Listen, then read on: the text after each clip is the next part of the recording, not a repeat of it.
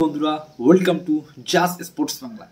আশা করি তোমরা সবাই ভালো আছো, আমিও ভালো আছি। আজ মেনলি এই ভিডিও আলোচনা করব যে আইপিএল 2025-এ বেশ কিছু টিমের কিন্তু ক্যাপ্টেন্সি অ্যানাউন্স করতে হবে। মানে ক্যাপ্টেন্সি কিন্তু এখনও কিন্তু নেই কিছু কিছু টিমের, যেরকম বিশেষ করে লখনৌ সুপার জায়েন্টসের, দিল্লি ক্যাপিটালসের, আরসিবি, কলকাতা নাইট রাইডার্সের আর পাঞ্জাব। তো এই কোটা টিমের কিন্তু কে ক্যাপ্টেন্সি হবে তাই নিয়ে কিন্তু ব্রেকিং আপডেট আছে, বা কিছু একটা থেকে দুটো টিম কিন্তু অলরেডি কিন্তু অ্যানাউন্স কিন্তু করে দিয়েছে। তার মধ্যে কিন্তু পাঞ্জাব কিংস কিন্তু তাদের নিউ ক্যাপ্টেনের নাম কিন্তু অ্যানাউন্স করে দিয়েছে। তো সেটা কে, সেটাও আপডেট দিয়ে দেবো। আর এই সব টিমগুলো কবে অ্যানাউন্স করবে তাদের নিউ ক্যাপ্টেন, সেটাও কিন্তু আপডেট দিয়ে দেবো। তার সঙ্গে আলোচনা করবো যে আইপিএল 2025 কবে থেকে তোমরা দেখতে পারবে, বা কবে থেকে আইপিএল 2025টা স্টার্ট হবে আর কত তারিখে শেষ হবে, সেটা নিয়েও কিন্তু এই ভিডিওয় অফিসিয়ালি আপডেট কিন্তু দিয়ে দেবো যে আইপিএল স্টার্ট ডেট, মানে কবে থেকে আইপিএলটা শুরু হবে, ঠিক আছে। আর ফার্স্ট ম্যাচ আইপিএলে কোথায় হবে বা কার সঙ্গে আইপিএলের প্রথম ম্যাচ খেলা হবে, সেটা নিয়েও কিন্তু আপডেট দিয়ে দেবো। তারপরে আপডেট দেবো যে ডিফেন্ডিং চ্যাম্পিয়ন কলকাতা নাইট রাইডার্সের এই মুহূর্তে 3টে গুড নিউজ বেরিয়ে আসে, সেটা নিয়েও কিন্তু এই ভিডিওয় আলোচনা করতে। ভিডিওটা কিন্তু প্রচুর ইন্টারেস্টিং হতে চলেছে, ভিডিওটা শেষ পর্যন্ত দেখতে থাকো, অনেক কিছু জানতে পারবে। তার আগে একটাই তোমাদের কাছে আমি রিকোয়েস্ট, যদি তোমরা জাস্ট স্পোর্টস বাংলা চ্যানেলটায় নতুন আসো, প্লিজ চ্যানেলটা সাবস্ক্রাইব করে রাখবে। A to Z আইপিএল বলো, সাউথ আফ্রিকা T20 লিগ বলো, IL T20, MLC, A to Z কিন্তু আপডেট কিন্তু পেয়ে যাবে, ঠিক আছে। তো আর বেশি বেশি করে ভিডিওটা শেয়ার করবে। তো এবার আমরা এক এক করে মূল টপিকস নিয়ে আলোচনা করবো, এক একটা টপিকস নিয়ে আলোচনা করবো। তো ফার্স্ট আমরা আলোচনা করবো যে আইপিএল 2025টা কবে শুরু হবে। তো এই মুহূর্তে যে অফিসিয়ালি যে আপডেটটা আছে সেটা হচ্ছে যে আইপিএল 2025-এর আইপিএলটা কিন্তু 21শে মার্চ থেকে স্টার্ট হবে আর 25শে মে কিন্তু শেষ হবে। তো এই আইপিএল 2025টা কিন্তু এবার কিন্তু মানে ফার্স্ট ম্যাচ কিন্তু ইডেন গার্ডেনেই দেখতে চলেছি। কারণ এটা আমরা সবাই জানি যে টিম আইপিএল ফাইনাল চ্যাম্পিয়ন হয় সেই টিমের হোম গ্রাউন্ডে কিন্তু আইপিএলটা হয়। তো defending champion Kolkata night Riders next season কিন্তু চ্যাম্পিয়ন হয়েছিল, ওই জন্য কিন্তু ইডেন গার্ডেনেই কিন্তু এবার কিন্তু আইপিএলটা শুরু হবে। তো আইপিএলে প্রথম কিন্তু কেকেআরের সঙ্গে কিন্তু হয় চেন্নাই সুপার কিংসের খেলা হতে পারে, বা মুম্বাই ইন্ডিয়ান্সের খেলা হতে পারে, বা আরসিবির খেলা হতে পারে, বা হায়দ্রাবাদের হতে পারে। এই 3-4 টিমের মধ্যে কিন্তু প্রথম ম্যাচটা কেকেআরে কিন্তু হবে, ঠিক আছে। কারণ ভিভারশিপের জন্য কিন্তু এটা কিন্তু হয়, ঠিক আছে। প্রথম ম্যাচটা কিন্তু একটা বড় টিমের সঙ্গেই হয়, সেটা আমরা বরাবরই জানি। তো এবার আমরা আলোচনা করব যে আইপিএল 2025-এ বেশ কিছু টিমের কিন্তু ক্যাপ্টেন্সি অভাব আছে। তার মধ্যে কলকাতা নাইট রাইডার্স আছে, তার মধ্যে পাঞ্জাব কিংস আছে, তার মধ্যে আরসিবি আছে, তার মধ্যে দিল্লি ক্যাপিটালস আছে, তার মধ্যে লখনৌ সুপার জায়েন্টস আছে। তো এবার যদি আমরা বলি, অলরেডি কিন্তু পাঞ্জাব কিংস কিন্তু অলরেডি তাদের ক্যাপ্টেন কিন্তু অ্যানাউন্স করে দিয়েছে। তো পাঞ্জাব কিংসের নিউ ক্যাপ্টেন কিন্তু আর কেউ না, আছে শ্রেয়াস আয়ার, অর্থাৎ কলকাতা নাইট রাইডার্সের ক্যাপ্টেন শ্রেয়াস আয়ারই কিন্তু পাঞ্জাব কিংসের কিন্তু নিউ ক্যাপ্টেন, ঠিক আছে। তো এবার আমরা বলবো যে আর যে 4টে টিম আছে, ব্যাঙ্গালোরের ক্যাপ্টেন কিন্তু তাদের যে হেড কোচ অ্যান্ডি ফ্লোভার, সে কিন্তু অলরেডি হিংস দিয়ে দিয়েছে সোশ্যাল মিডিয়ায় যে এবার তাদের নিউ ক্যাপ্টেন কিন্তু বিরাট কোহলি কিন্তু করতে চলেছে। 99% কিন্তু এটা কিন্তু ট্রু, ঠিক আছে। তো পাঞ্জাব কিংসের ক্যাপ্টেন শ্রেয়াস আয়ার অফিসিয়ালি অ্যানাউন্স করে দিয়েছে তাদের অফিসিয়াল পেজে। আর আরসিবির কিন্তু ক্যাপ্টেন কিন্তু আরসিবির কিন্তু যে হেড কোচ আছে অ্যান্ডি ফ্লোভার, সে কিন্তু একটা হিংস দিয়ে দিয়েছে যে আরসিবির মানে নিউ ক্যাপ্টেন কিন্তু বিরাট কোহলি। এই বিরাট কোহলির আপডেটটা কিন্তু আমি সবার আগে কিন্তু এই চ্যানেলে দিয়ে দিয়েছিলাম জাস্ট স্পোর্টস বাংলা, সেটা 3 মাস আগে বলেছিলাম যে এবার কিন্তু আরসিবির কিন্তু ক্যাপ্টেন কিন্তু বিরাট কোহলি হতে পারে। তখন কিন্তু কেউই সেরকম জানতো না, আমি আগে দিয়েছিলাম। এবার আমরা বলবো যে Delhi Capitals, Lucknow Super Giants আর কলকাতার ক্যাপ্টেন কে হতে পারে। দেখো, দিল্লি ক্যাপিটালসের ক্যাপ্টেন সব থেকে এই মুহূর্তে ফার্স্ট চয়েস কিন্তু আছে কিন্তু আকসার প্যাটেল। অনেকে বলছে যে কেএল রাহুল হতে পারে, কিন্তু আমি বলছি, 2 মাস আগেও বলেছি, এখনও বলছি যে দিল্লি ক্যাপিটালসের ক্যাপ্টেন কিন্তু আকসার প্যাটেল হবার কিন্তু চান্স কিন্তু 80% কিন্তু আছে। কারণ আকসার প্যাটেল যখন ঋষভ পান্তের যখন ইনজুরি ছিল, বা ঋষভ পান্ত যে ম্যাচে খেলতো না, সেই ম্যাচে কিন্তু আকসার প্যাটেলকে আমরা কিন্তু ক্যাপ্টেন্সি করতে দেখেছি। বা এবার যে ইংল্যান্ডের সঙ্গে যে ইন্ডিয়ার যে সিরিজটা যেটা হতে চলেছে, যার স্কোয়াড কিন্তু মানে অফিসিয়ালি কিন্তু অ্যানাউন্স হয়ে গিয়েছে, সেই ইংল্যান্ডের সাথে ইন্ডিয়া যে টি-20 সিরিজটা হবে সেই সিরিজে কিন্তু ভাইস ক্যাপ্টেন কিন্তু অক্ষর প্যাটেল, অর্থাৎ সূর্য কুমার যাদব কিন্তু ক্যাপ্টেন আর ভাইস ক্যাপ্টেন কিন্তু অক্ষর প্যাটেল। তো দিল্লি ক্যাপিটালস এই মুহূর্তে কিন্তু অক্ষর প্যাটেলকে কিন্তু ক্যাপ্টেন দেওয়ার চান্স কিন্তু 90%। অনেকে সবাই বড় বড় ইউটিউবার বলো বা সোশ্যাল মিডিয়ায় বলছে যে কে এল রাহুল হওয়ার চান্স আছে। আমি বলছি 2 মাস আগেও বলেছি যে অক্ষর প্যাটেল কিন্তু দিল্লির কিন্তু ক্যাপ্টেন হওয়ার চান্স কিন্তু অনেক বেশি। এবার আমরা যদি বলি যে লখনৌ সুপার জায়ান্টসের ক্যাপ্টেন কে হতে পারে, লখনৌ সুপার জায়ান্টসের ক্যাপ্টেন ঋষভ পান্তের চেয়ে কিন্তু নিকলেস পুরানের ক্যাপ্টেন্সি দেওয়ার চান্স কিন্তু একটু বেশি আছে।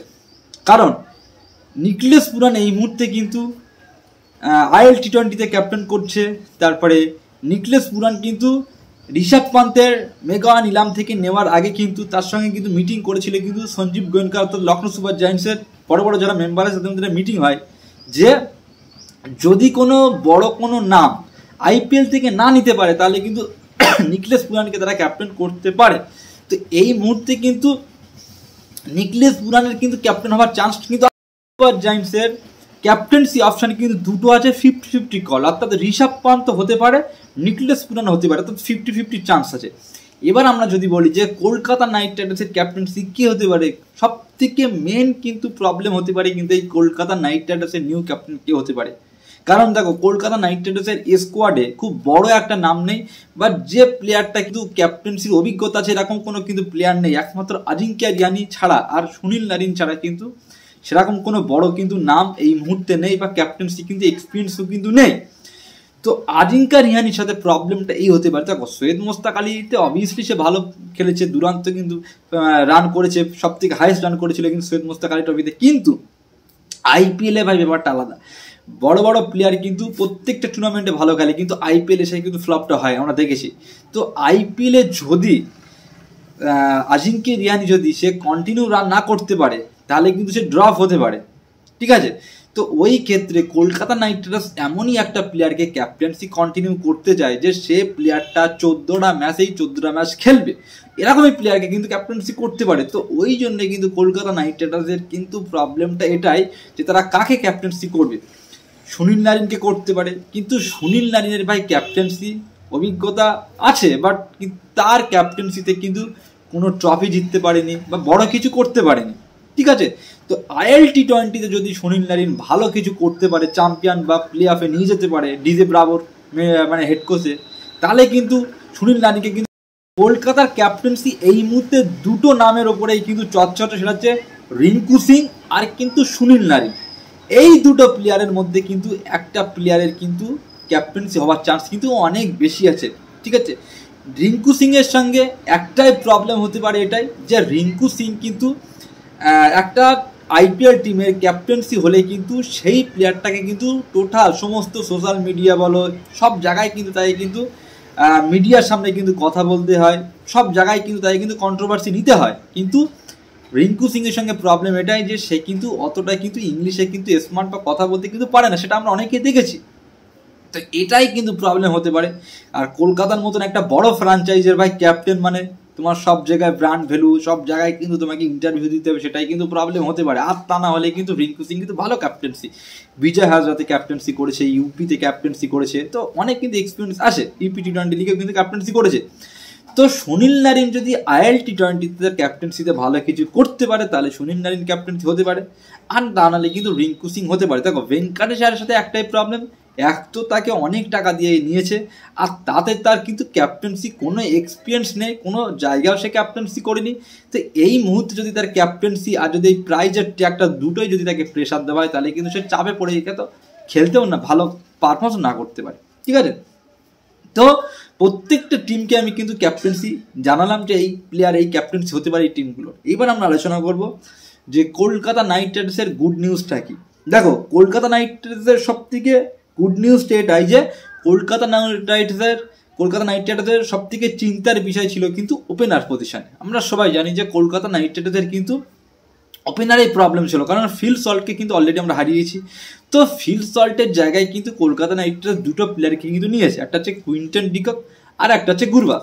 তো কুইন্টন ডিককের সাথে প্রবলেমটা এটাই যে কুইন্টন ডিকক কিন্তু সে কোনো ইন্টারন্যাশনাল ক্রিকেট খেলছে না, শুধু লিগ ক্রিকেটগুলোই খেলছে, তাও অনেক দিন পরেই কিন্তু টি-20 বিশ্বকাপের পরে কিন্তু সে কিন্তু এই সাউথ আফ্রিকার যে টি-20 লিগটা হচ্ছে সেখানে কিন্তু খেলেছে। তার প্রথম ম্যাচে কিন্তু সে কিন্তু খুব একটা 3 নম্বর 4 নম্বরে কিন্তু খেলছে, যে কুইন্টন ডিকক ওপেন করে সে কিন্তু 3 নম্বরে খেলছে, সেখানে কিন্তু ভালো কিছু করতে পারেন।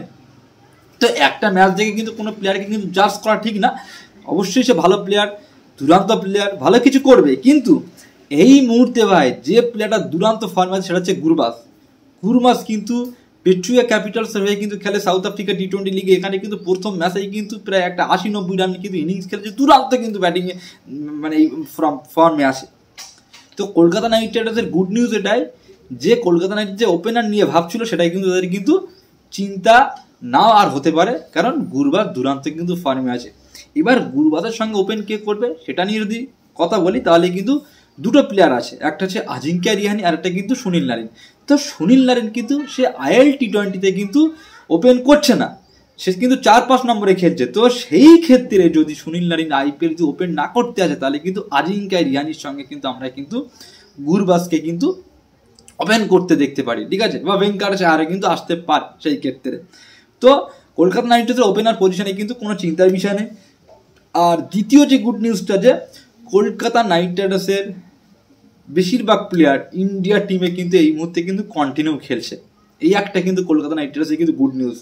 আমরা সবাই জানি যখন 1 বছর আগে বা 1 বছর আগে যখন গৌতম গম্ভীরের আগে যেসব কোচ ছিল বা টিম সিলেকশন যারা করতো তারা কিন্তু কলকাতা নাইট রাইডার্সের প্লেয়ারদের কিন্তু খুব একটা ইন্ডিয়ান টিমে কিন্তু চান্স দিত না, ভালো পারফর্মস করলেও দিত না, এটা আমরা সবাই জানতাম। তখন চেন্নাইয়ের প্লেয়ার বলো, আরসিবির প্লেয়ার বলো, মুম্বাইয়ের বেশিরভাগ প্লেয়ার কিন্তু চান্স পেত। কিন্তু এবার কিন্তু ভাই উল্টো, আরসিবি চেন্নাইয়ের প্লেয়ার রাজত পাটিদারের মতন প্লেয়ার ভাই ইন্ডিয়া টি-20 টিমে চান্স পাচ্ছে না ভাই, এটা কিন্তু আমি মানতে পারছি না। কারণ রাজত পাটিদার এই মুহূর্তে যে ফর্মে আছে, বিজয় হাজরা বলো, সৈয়দ মোস্তাক আলী ট্রফি বলো, প্রত্যেকটা জায়গায় কিন্তু সে ছেলেটা কিন্তু দুরান্ত কিন্তু খেলছে, আইপিএলে বলো, কিন্তু এই ছেলেটা কিন্তু ইন্ডিয়া টিমে কিন্তু চান্স পাচ্ছে না ভাই, জানি না কি কারণে। তবে রাজত পাটিদারকে কিন্তু টিম ইন্ডিয়া কিন্তু চান্স পাওয়া কিন্তু দরকার আছে, এই প্লেয়ারটার মধ্যে কিন্তু সেই পোটেনশিয়াল কিছু ক্যালিবারি কিন্তু আছে। তো চেন্নাই সুপার কিংসের মধ্যে সেম, যে চেন্নাই সুপার কিংসের কিন্তু বেশ কিছু প্লেয়ার যেরকম শিবম ডুবে, ঋতুরাজ গায়কোয়াড়ের মতন প্লেয়ার তারা কিন্তু সুযোগ পাচ্ছে না। তো এখন কিন্তু বেশিরভাগ কিন্তু কলকাতা নাইট রাইডার্সের প্লেয়াররাই ভাই কিন্তু ইন্ডিয়া টিমে সুযোগ পাচ্ছে, যেরকম রামানদীপ সিং অলরেডি কিন্তু ইন্ডিয়ার হয়ে ডেবিউ করেছে, বরুণ চক্রবর্তী, এখন ভাই বরুণ চক্রবর্তী কিন্তু কলকাতা নাইট রাইডার্সের প্লেয়ার কিন্তু ইন্ডিয়ান টিমের কিন্তু ফার্স্ট কিন্তু স্পিনার বলারে কিন্তু সে কিন্তু চান্স পেতে চলেছে, অর্থাৎ টি-20তে খেলবে, চ্যাম্পিয়ন ট্রফিতেও কিন্তু চান্স পেতে পারে কিন্তু বরুণ চক্রবর্তী। মানে কুলদীপ যাদবের জায়গাটায় কিন্তু বরুণ চক্রবর্তী কিন্তু আসতে পারে, কন্টিনিউ খেলতে পারে কিন্তু দুটো ফরম্যাটে, ওডিআই আবার টি-20তে, সেরকমই কিন্তু আপডেট আছে। তো কলকাতা নাইট রাইডার্সের গুড নিউজ এটাই যে কলকাতা নাইট রাইডার্সের বেশ কিছু প্লেয়ার এই মুহূর্তে কিন্তু যে ইংল্যান্ডের সাথে যে ভারতের যে টি-20 সিরিজটা আসে এই সিরিজে কিন্তু চান্স পেতে কলকাতা 3টে প্লেয়ার, তার মধ্যে বরুণ চক্রবর্তী নাম আছে, তার মধ্যে হার্ষিত রানার মতন প্লেয়ারের ভাই নাম আছে, তার মধ্যে কিন্তু রিঙ্কু সিং এর নাম আছে। তো এটাই কিন্তু যে গুড নিউজ তাদের কলকাতা নাইট রাইডার্সের জন্য, এই 3টে প্লেয়ারই কিন্তু ক্যারিয়ারি প্লেয়ার। এবার আমরা যদি কথা বলি যে কলকাতা 3 নম্বর যে গুড নিউজটা সেটা হচ্ছে যে কলকাতা নাইট রাইডার্সের এই মুহূর্তে ফাস্ট বোলিং আর স্পিনার বলাররা কিন্তু দুর্দান্ত কিন্তু ফর্মে আছে, তার মধ্যে বরুণ চক্রবর্তী দুরান্ত ফর্মে আছে, তার মধ্যে সুনীল নারিনও দুরান্ত ফর্মে আছে, তার মধ্যে কিন্তু ফাস্ট বলার যদি কথা বলি হার্ষিত রানা দারুণ বল করেছে, দারুণ কিন্তু ফর্মে আছে, দারুণ কিন্তু টাচে আছে, বৈভব আরোরা, বিজয় হাজরাতে কিন্তু দুরান্ত কিন্তু খেলছে, সৈয়দ মোস্তাক আলীতেও কিন্তু দুরান্ত বল করেছে। উমরান মালিককে নিয়ে একটা বড় আপডেট যে উমরান মালিক কিন্তু আইপিএল এর আগে কিন্তু 100% ফিট, আর উমরান মালিক কিন্তু এই মুহূর্তে কিন্তু 100% ফিট আছে, এনসিএতে সে কিন্তু রেগুলার কিন্তু কাজ করছে তার ফিটনেসের উপরে। উমরান মালিক কিন্তু কোনো ডোমেস্টিক ক্রিকেটে এটা এই খেলছে না, এটাই তার কারণ যে উমরান মালিক ভাই তার শুরুটা কিন্তু আইপিএলেই দেখাতে চায়, আইপিএলেই কিন্তু সবারকে কিন্তু নজর কিন্তু কাটতে পারে কিন্তু এই উমরান মালিক, সে কিন্তু লুকিয়ে রেখেছে তার ইমোশনাল বড় তার মানে ভেতরে যে জোশটা কিন্তু লুকিয়ে রেখেছে কিন্তু আইপিএল 2025-এর বেস্ট পারফরমেন্সের জন্য। তো কলকাতা নাইট রাইডার্সের কিন্তু ফাস্ট বোলিং ডিপার্টমেন্টে আন্ডিক নকিয়া ভাই এখনও সে খেলছে না, তবে আমি একটা ভিডিও আপডেট দিয়ে দিয়েছিলাম, সেই ভিডিওটা তোমরা চেক করলে দেখে দেবে যে আন্ডিক নকিয়া কবে থেকে খেলবে, এখনও তার সপ্তাহখানিক লাগতে পারে সাউথ আফ্রিকা টি-20 লিগ খেলতে, ঠিক আছে। তো কলকাতা নাইট রাইডার্সে এই করা গুড নিউজ, মিডিল অর্ডারেও কিন্তু তাদের দারুণ প্লেয়ার আছে। মিডিল অর্ডারে প্রবলেমটা হতে পারে মেনলি কলকাতা নাইট রাইডার্সে এসছে ভেঙ্কটেশ আয়ার যদি ফর্মে না থাকে তাহলে কিন্তু একটু প্রবলেম হতে পারে। আংক্রিস রঘুবংশীর মতন প্লেয়ার যদি ফর্মে না থাকে তাহলে কিন্তু প্রবলেম হতে পারে, ঠিক আছে। তো এর একটা পরে আমি একটা ভিডিও করবো যে কলকাতা নাইট রাইডার্সে কোন প্লেইং ইলেভেনটা নিয়েই কিন্তু 21 তারিখে তারা লাভতে চলেছে সেটা নিয়ে কিন্তু একটা ভিডিও করবো। তো ভিডিওটা এখানেই শেষ করলাম। যদি ভিডিওটা ভালো লাগে অবশ্যই ভিডিওটা লাইক করবে, চ্যানেলটা সাবস্ক্রাইব করবে, ভিডিওটা বেশি বেশি করে শেয়ার করবে। তার এই পর্যন্ত।